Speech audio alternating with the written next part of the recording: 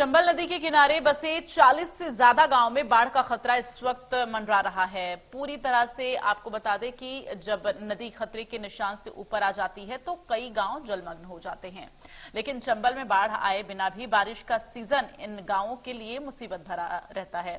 चंबल नदी किनारे बसे कंशाना का पूरा गांव, जहां पर 300 से ज्यादा आबादी है। गांव की सड़कें कच्ची हैं जो बारिश से कीचड़ का दलदल बन गई हैं और चारों जलभराव के कारण पानी ही पानी नजर आ रहा है। इस कारण बच्चे स्कूल नहीं जा पाते, जिसकी वजह से ग्रामीणों में जनप्रतिनिधियों के प्रति भारी आक्रोश है।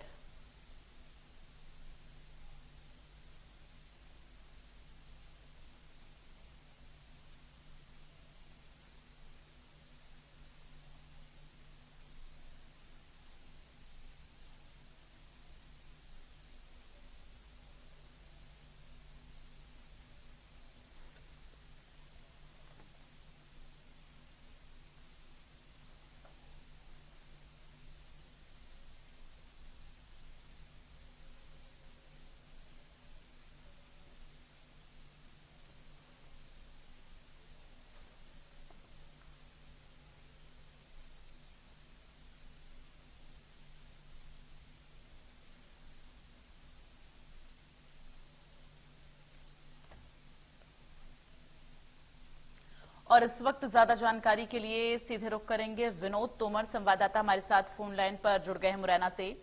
विनोद, ये जो मुरैना की तस्वीरें हम दर्शकों को दिखा रहे हैं, किस तरह से यहाँ के लोगों का जनजीवन अस्त व्यस्त है, ये तस्वीरों के जरिए अंदाजा लगाया जा सकता है। लेकिन अब सवाल ये कि जो जिम्मेदार लोग हैं वो सुध क्यों नहीं ले रहे?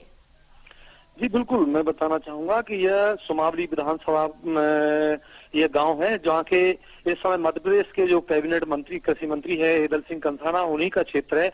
और उस गांव में 2003 में जो पूर्व सरपंच थे महेंद्र सिंह गुर्जर, उनके द्वारा खरंजा बनवाया गया था। उसके बाद आज 20-22 साल हो गए, उसके बाद किसी ने उस गांव की तरफ ध्यान नहीं दिया, जिसका परिणाम यह है कि वहाँ के जो गांव वाले हैं वो बिल्कुल जब भी बरसात आती है तो 4 महीने एक नरकीय जीवन व्यतीत कर रहे हैं।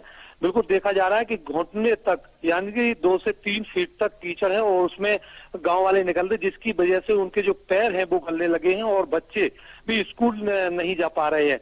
महिलाओं का भी ये बराबर कहना है कि हमने जो अपनी गहने जो पहनती है, तोड़िया और जो कड़े थे, उनको उतार के रख दिया, क्योंकि जो कीचड़ है, कीचड़ में निकलने से हमारे पैर गल जाते हैं और उनको पहनने में दिक्कत आती है। और बिल्कुल देखा जा रहा है कि इस समय जो उनके गांव की जो दशा है वो कहीं ना कहीं बहुत ही खराब है, जिसकी वजह से उन ग्रामीणों को बीमारियों का भी शिकार होना पड़ रहा है।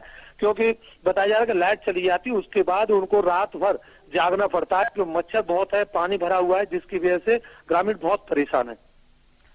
बिल्कुल, और इसके साथ ही विनोद जरा ये भी जानकारी दीजिए, तस्वीरें तो जनजीवन अस्त व्यस्त की नजर आ रही हैं कि किस तरह से घर के सामने दलदल बना हुआ है, कीचड़ है और आने जाने के लिए कोई व्यवस्था नहीं है, पानी निकासी की व्यवस्था नजर नहीं आ रही। साथ ही जरा ये भी बताइए कि बिजली पानी को लेकर क्या सुविधाएं अभी गांव में हैं?